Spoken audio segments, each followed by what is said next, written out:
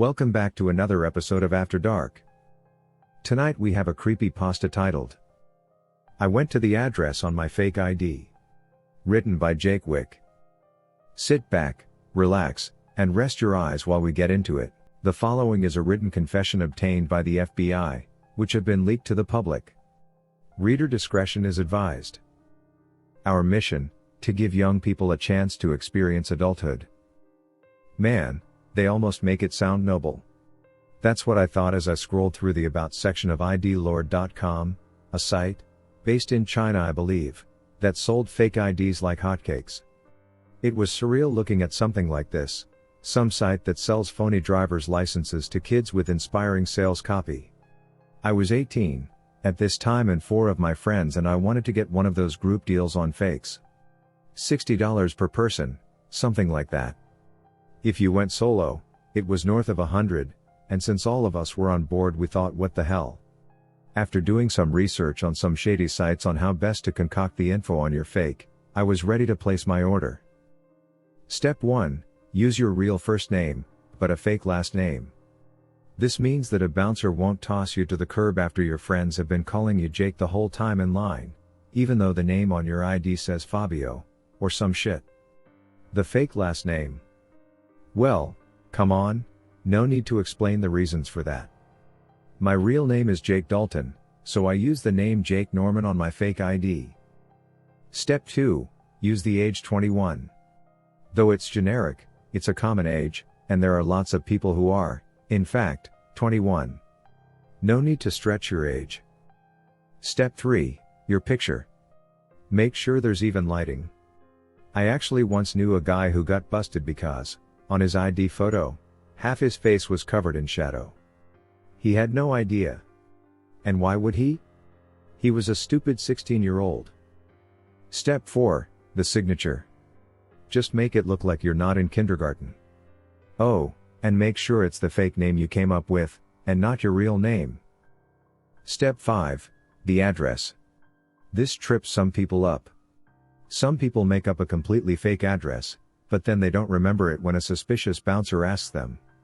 Instead, use your actual house number so you can remember it, then make the street a fake one and change the state to whichever state your ID says.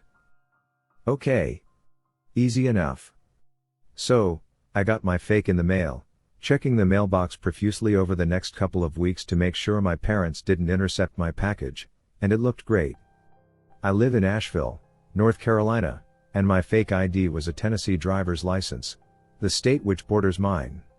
I live at 308B, so the address on my ID was a place in Tennessee called 308W. Easy to remember. My friends and I, or should I say Jake Norman, had a blast that Friday night. We got past bouncers, we bought cases of beer, we got into bars and did shots with our cash tips we'd gotten at work. It was great. My friend, Sammy, and I were chilling the following day, Saturday afternoon. We were sort of hungover and a bit bored, just watching stuff on YouTube and reading stuff on forums. As we go through 4chan, we come to find that there is a thread for ID Lord, the site we got our fakes from. We decide to click on it, see how other folks made out with their fake ID experiences. There were little minor complaints, the UV is a little high, or the signature looks stretched. There were glowing reviews, too. And then, we came across something that was a bit odd. There was a subthread which was titled, "The address I made up for my ID is a real address?" Anyone else notice this?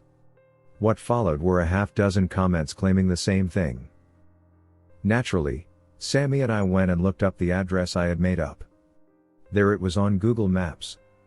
308 White Brook Lane, and in Tennessee, no less. We thought maybe ID Lord used real addresses for realism, but surely that'd be illegal. I'm no law student, but that seemed like a form of impersonation. But there was one thing that really caught our attention. A few of the commenters claimed that the houses had money stashed in the floorboards, lots of it. People came up with theories as to why this might be. The most convincing was that maybe the houses were drug houses used by the same cartel that sold the fake IDs. Well, being broke high schoolers, Sammy and I were soon en route to the address, which was only a few hours from my house. It was sunset by the time we arrived. The house was a 2-story home in the hood, and it had a chain-link fence surrounding the property. A large oak tree stood in the backyard, looming over the house as if protecting it. Beyond that were some woods that stretched on into the next neighborhood over. Sammy and I got out of the car and headed for the property. The chain-link gate creaked as we opened it and stepped through. We walked across the overgrown, dandelion-filled grass, and went up the doorsteps and opened the screen door and knocked. No answer. We knocked several more times and, still, no answer. "Dude," said Sammy, "let's fucking go in and look for the money." "Hell yeah," I replied. We went inside.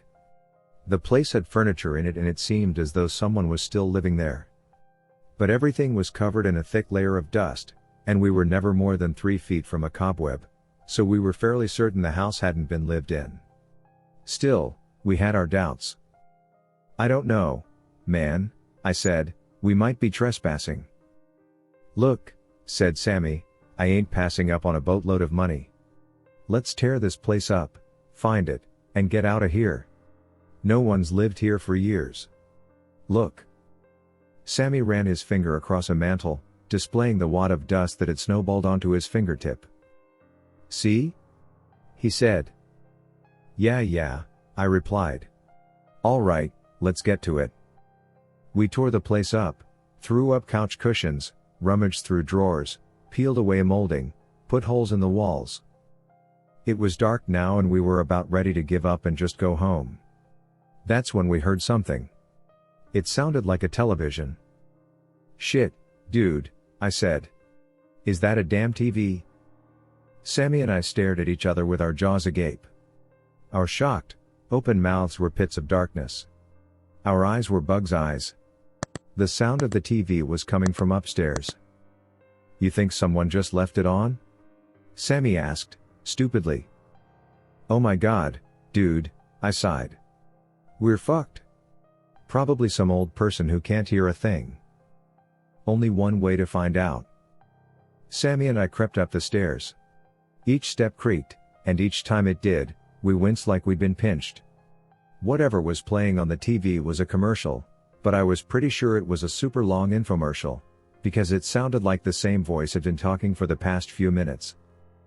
We got to the top step and I, at the forefront, peeked around the corner and gazed down the dark hallway.